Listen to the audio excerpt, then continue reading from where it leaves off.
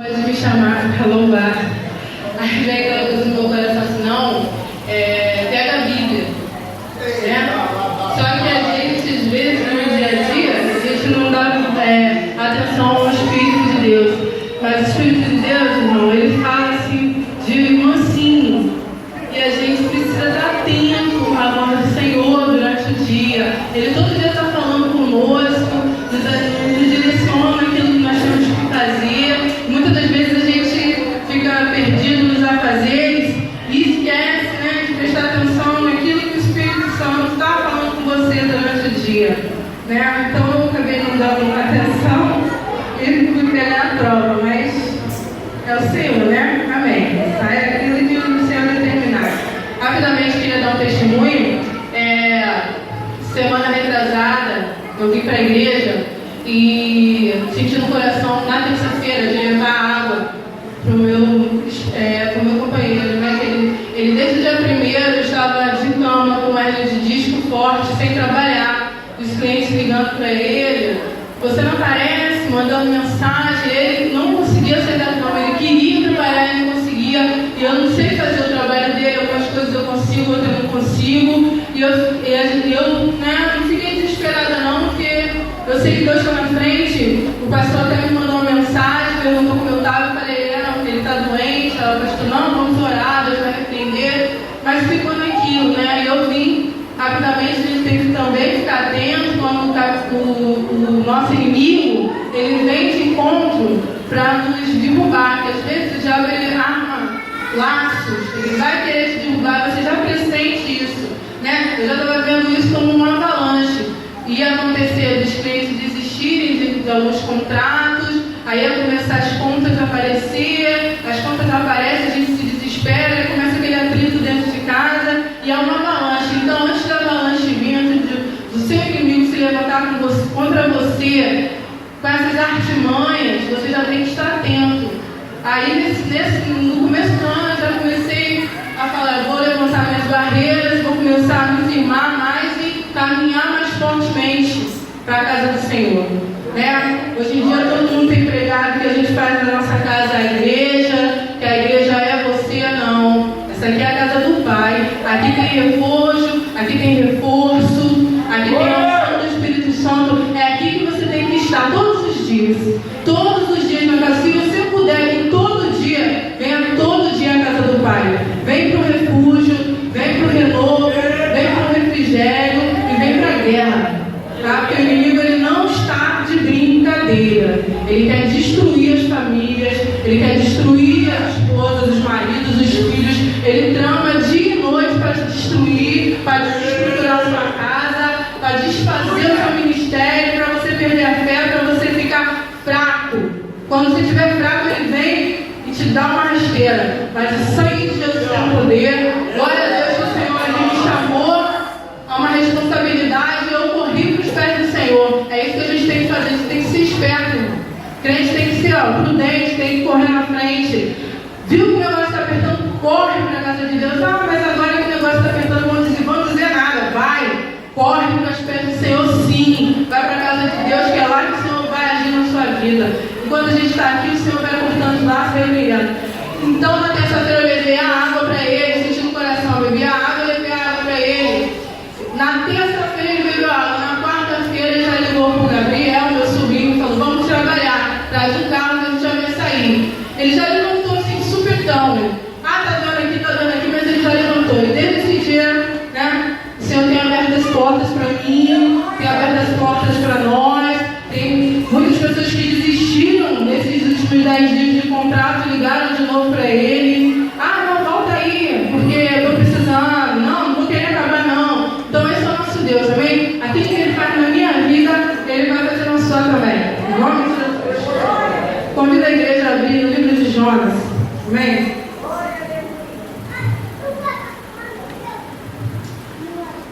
Profeta Jonas, capítulo 1, versículo 1. E veio a palavra do Senhor a Jonas, filho de Amitai, dizendo: levanta-te, vai à grande cidade de Nínive e clama contra ela, porque a sua malícia subiu até a minha presença. Porém Jonas se levantou para fugir da presença do Senhor para Tarsis. E descendo a Jope, achou um navio que ia para Tarsis. Pegou, pôs a sua passagem e desceu para dentro dele, para ir com eles para Tarsis, para longe da presença do Senhor. Mas o Senhor mandou um mar, um grande vento, e fez-se no mar uma forte tempestade, e o navio estava a ponto de quebrar-se. Então temeram os marinheiros e clamavam cada um ao seu Deus, e lançaram no mar as cargas que estavam no navio, para o aliviarem do seu peso. Jonas, porém, desceu ao porão do navio, tendo-se deitado, dormia um profundo sono. E o mestre do navio chegou-se a ele e disse: Que tens, dorminhoco? Levanta-te, clama a teu Deus, talvez assim ele lembre de nós para que não pereçamos. E diziam cada um a seu companheiro: Vinde e lancemos sorte, para que saibamos por que causa nos sobreveio este mal. Lançaram sortes, e a sorte caiu sobre Jonas. Então lhe disseram: Declara-nos tu agora, por causa de quem nos sobreveio este mal. Que ocupação é a tua? De onde vens? Qual é a tua terra? De que povo tu és? E ele lhes disse: Eu sou hebreu, temo ao Senhor, o Deus do céu, que fez o mar à terra seca. Então estes homens se encheram de grande temor e disseram: Por que fizeste tu isto? Pois sabiam os homens que fugiam da presença do Senhor, porque ele lhes tinha declarado. E disseram: Que te faremos nós para que o mar nos acalme? Porque o mar ia se tornando cada vez mais tempestuoso. E aí o Jonas, igreja, o profeta Jonas já orienta aquele povo, dizendo o que deveria fazer, que ele deveria ser lançado ao mar, Perfeitamente Jonas já sabia em que situação ele se encontrava. Todos nós conhecemos essa passagem, todo cristão, até mesmo quem ainda é novo do Evangelho, já ouviu a passagem ao livro de Jonas, que Jonas é um profeta que desobedeceu, O Senhor falou para ele: você vai para Nínive, você faz isso, isso, isso e aquilo. E o profeta fez o quê? Ele foi para outro lugar, ele foi para Tarsis, Ele se afastou daquilo a qual o Senhor ordenou, E isso não é válido somente para o profeta, mas muitas das vezes isso é válido para nós na casa do Senhor. Quantas das vezes nós estamos afastados daquilo que o Senhor nos manda fazer, Aqui, se você, quando chegar na sua casa, você pega o livro de Jonas, você vai observar, vai ler palavra por palavra. Jonas, ele tinha um motivo para se afastar daquilo que o Senhor determinou a ele fazer. E o motivo que Jonas deixa bem claro aqui na Bíblia é que ele sabia quem Deus era. Que ele era Deus o quê? Que perdoa, que ele é longânimo. E ele sabia que Deus ia ter o quê? Misericórdia daquele povo. Mas, o Senhor, ele sabia que Deus ia livrar o povo. Ele ia profetizar e Deus ia livrar. E aquelas palavras que ele ia falar não se cumpririam. E o que Jonas fez? Ele se envergonhou. Porque ali, antes do amor por aquelas almas, ele colocou o quê?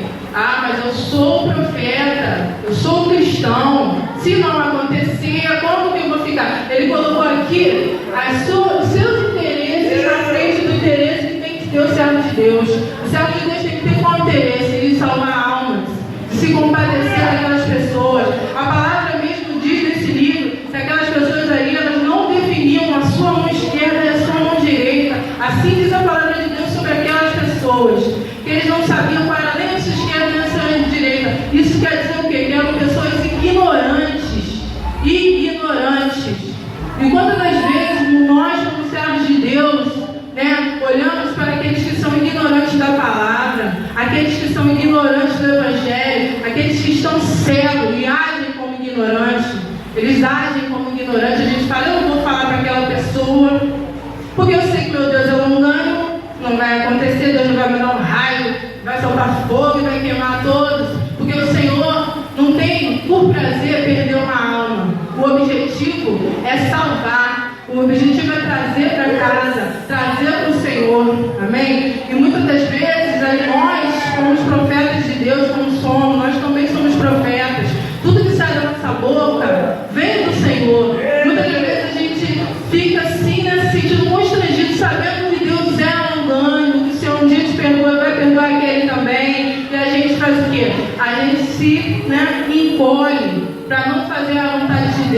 Porque muitas das vezes a vontade de Deus vai nos causar constrangimento.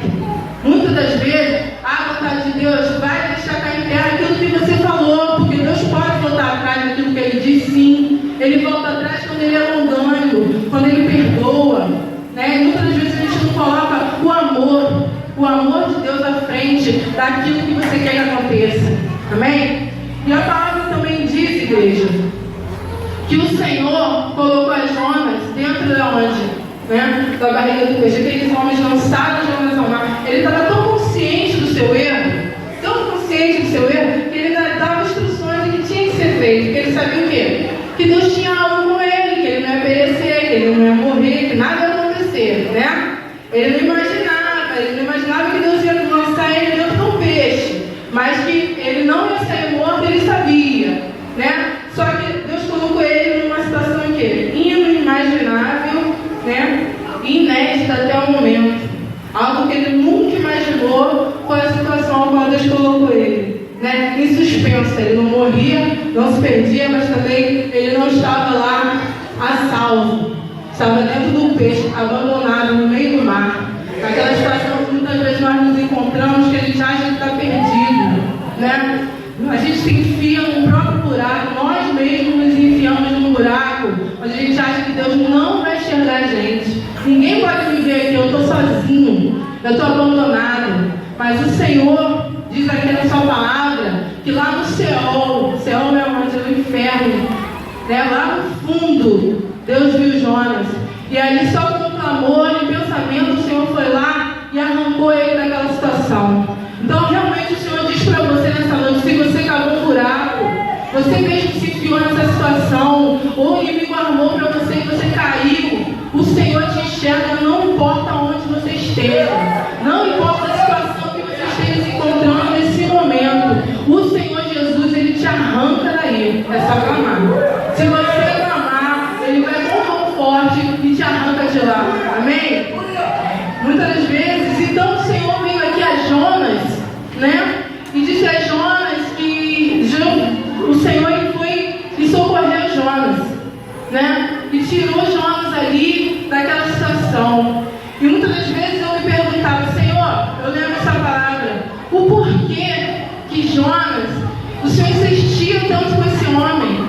Quantos profetas existiam? Devia existir outro homem, quantos seres humanos naquela terra? Será que o Senhor não podia pegar uma pessoa, outra pessoa para usar para aquele povo de Nínive? Por que o Senhor insistiu com esse homem?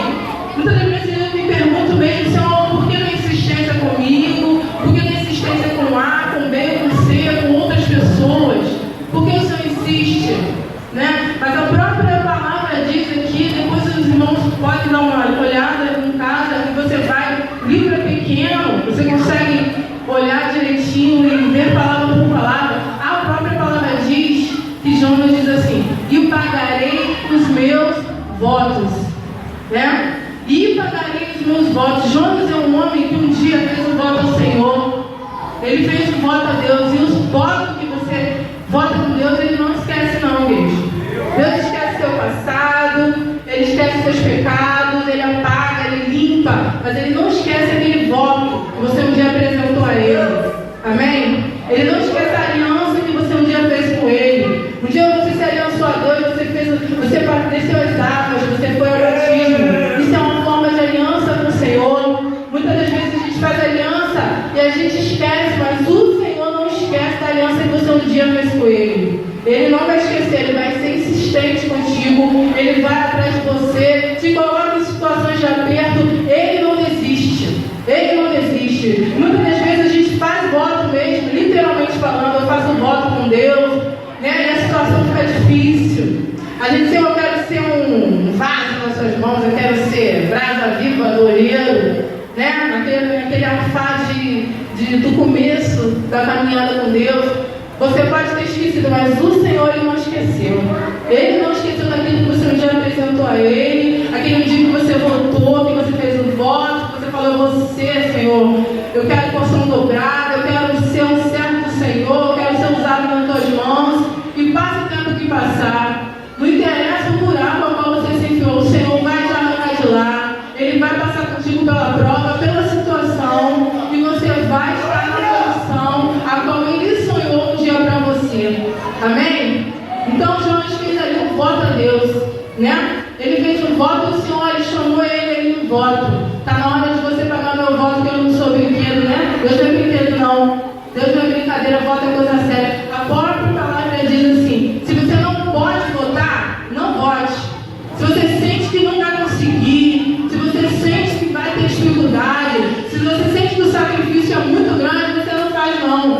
se você um dia fez, se esforça e paga o seu voto ao Senhor.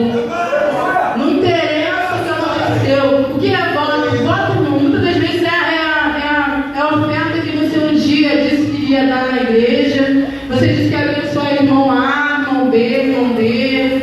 Né? Eu vou dar a oferta X na casa do Senhor quando receber aquela bênção. E quando recebe, a gente faz o quê? A gente esquece, né? Pegou no envelope e não pagou, né? Eu estou falando isso, igreja, por experiência própria. Falo isso, que a palavra de Deus diz, ela é espada de dois gumes. Ela não é feita ali só para você, ela vem para mim também. Eu estou falando com vocês, eu estou falando aqui para mim, Deus está falando para mim. Amém? Então o Senhor, muitas das vezes, nos cobra, nos chama a essa responsabilidade. Onde estão os votos que você fez a Deus? Cadê a responsabilidade que você disse que ia aceitar diante dele? Muitas das vezes se acovardou, muitas das vezes se confundiu, ou muito pior, esqueceu. Às vezes a vida está difícil, está enrolada, você não sabe por que está. Por que você está nessa situação de Seol, está dentro do peixe? Por que está nessa situação? Muitas das vezes a gente fica batendo a cabeça, pastor, me ora, não sei o que está acontecendo, irmã, me ajuda. Veja a sua vida hoje, reveja os seus votos que você fez ao Senhor, aqueles planos que você fez junto com Ele. Você e Ele juntinho lá no início da sua caminhada, você fez propósito, você fez planos com Deus. Ele tem sonhos para a sua vida. Ele ainda há de cumprir aquilo que te prometeu, aquilo que Ele sonhou para você. Ele sonhou junto contigo. E Ele não vai deixar essas palavras se perderem, os sonhos morrerem, Deus não vai deixar. Amém? Então, muitas das vezes é o momento de nós revermos a nossa vida, ver onde a gente errou, onde a gente fez o voto, fez a promessa, onde a gente fez a aliança com Deus e refazê-la, amém? Porque o Senhor é Deus de quê? Longânimo. Ele se alonga, se tarda em irar-se com você. Não quer dizer que Ele não vai irar-se contigo, Ele pode irar sim, porque o nosso Deus também é fogo consumidor, mas Ele é longânimo. Ele tarda em irar-se, Ele espera, Ele tem paciência contigo, Ele tenta 1000 vezes com você. Você cai, Ele levanta, você cai, Ele levanta, você cai, Ele levanta. E o Senhor faz isso conosco. Amém? No final aqui do livro de Jonas, aqui Jonas, ele se queixa com Deus, né, irmão? Ele mostra bem a sua personalidade aqui, né? Como ele se sentiu, que aconteceu justamente aquilo que ele previa. O Senhor fez o quê? Perdoou o povo de Nínive. Porque o Senhor mandou ele pregar o que de Nínive? Destruição. O Senhor ia mandar fogo do céu e ia queimar tudo, né? E acabar com tudo ali. Essa era a pregação, essa foi a profecia na boca de Jonas. Mas o povo fez o quê? Se arrependeu, procurou a voz do Senhor, colocou os pés no chão, né? Muitas das vezes o ignorante, aquele que não conhece a Deus, aquele que desconhece a palavra, aquele que a própria Bíblia diz aqui, ele não discerne para sua mão esquerda e sua mão direita, né? Não ignorante literal, ignorante do português, do inglês, das ciências, aquele ignorante do evangelho, aquele que não conhece a Deus, que ele nunca viu falar de Deus, não conhece a Deus, passa atrás, como muitas vezes, muitos de nós conhecemos aqui. Ele faz o quê? Ele, quando ouve a voz do Espírito, ouve a voz de Deus de verdade, ele volta e se prostra diante de Deus. Muitas das vezes nós, como servos, nós nos recuamos, a gente tem dificuldade de se prostrar, dificuldade de dar o braço a você, né, igreja? Mas o Senhor está nos chamando hoje a uma responsabilidade, tanto a você quanto a mim nesta noite, né? Então aqui Jonas mostra a sua personalidade. Ele desagrada, ele fica triste, ele fica depressivo debaixo da arvoreira, né? E fica ali debaixo daquela árvore se lamentando. Até que o Senhor tem que criar ali uma situação e mostrar para ele quem ele é. Mostrar para Deus. Deus se apresenta a Jonas face a face. Aqui no capítulo 4, Jonas é repreendido pelo Senhor. E disse o Senhor: fazes bem, que assim te ireis. Então Jonas saiu da cidade e sentou-se ao oriente dela, e ali fez uma cabana, e sentou-se embaixo dela, à sombra, até ver o que aconteceria à cidade. E fez o Senhor Deus nascer uma bocoreira, e ela subiu por cima de Jonas para que fizesse sombra sobre a sua cabeça, a fim de o livrar do seu enfado. E Jonas se alegrou ao extremo por causa da aboboreira. Mas Deus enviou um verme no dia seguinte, ao subir na alva, a qual feriu a aboboreira, e esta se secou. E aconteceu que, aparecendo o sol, Deus mandou um vento calmoso, oriental, e o sol feriu a cabeça de Jonas, e ele desmaiou, e desejou com toda a sua alma morrer, dizendo: melhor me é morrer que viver. Então disse Deus a Jonas: fazes bem que assistireis por causa da aboboreira. E ele lhe disse: faço bem que me revolte até a morte. E disse o Senhor: tiveste tu compaixão da aboboreira, com a qual não trabalhaste, nem a fizeste crescer, que numa noite nasceu e numa noite pereceu. E não hei eu de ter compaixão da grande cidade de Nínive, que estão mais de 120.000 homens, que não sabem decidir entre a sua mão direita e a sua mão esquerda, e também muitos animais. Aqui, igreja, está bem exemplificado o quê? A falta de perspectiva de Jonas, dando valor ao quê? Ao menor, aquilo que é ínfimo, em vez de dar valor ao que é mais importante. O que é mais importante para o Senhor? É a salvação das almas.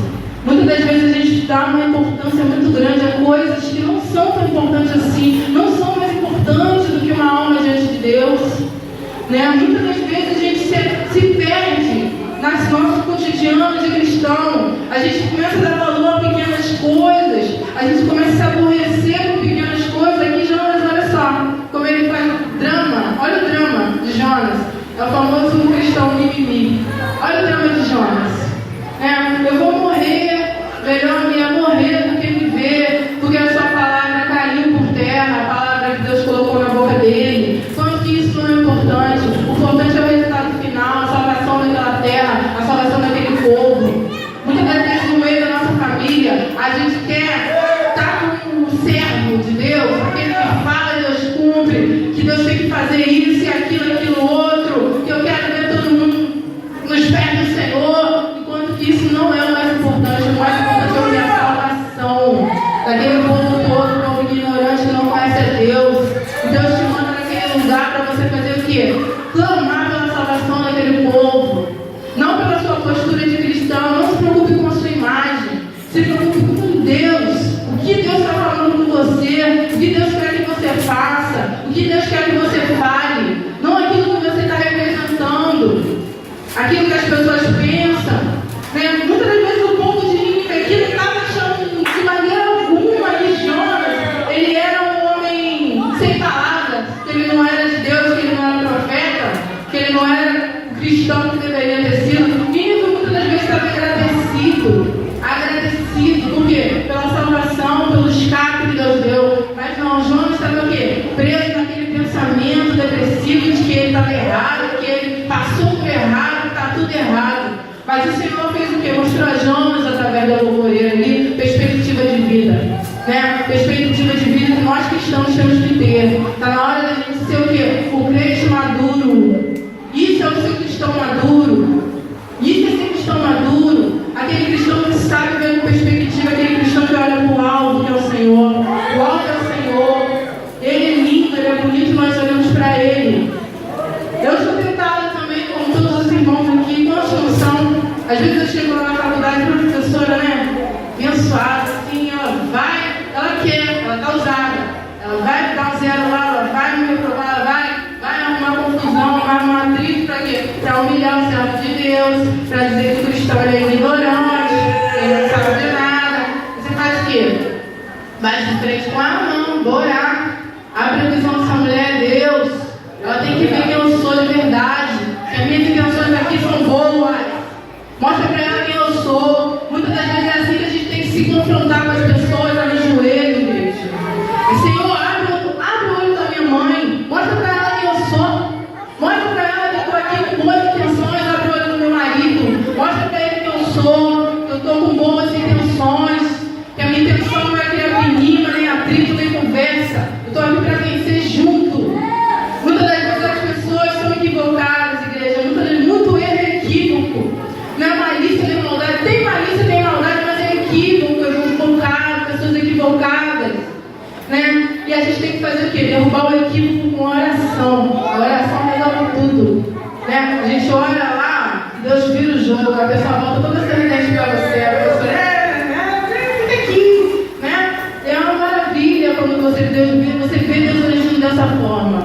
Amém? E é dessa forma que o Senhor quer falar hoje com a nossa igreja. Tá? Que nós possamos ter perspectiva das coisas, colocar o mais importante na frente.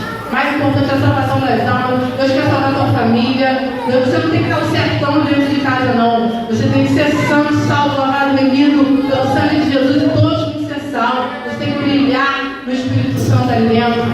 Amém? Na sua vizinhança, nos seus amigos, na faculdade, no trabalho. Deus quer te usar e é dessa maneira, em oração, é se calando. É igual o nosso pastor falou aqui, muitas das vezes a gente se cala, igreja. E é Deus que fala. É por oração que Ele fala. Deus dá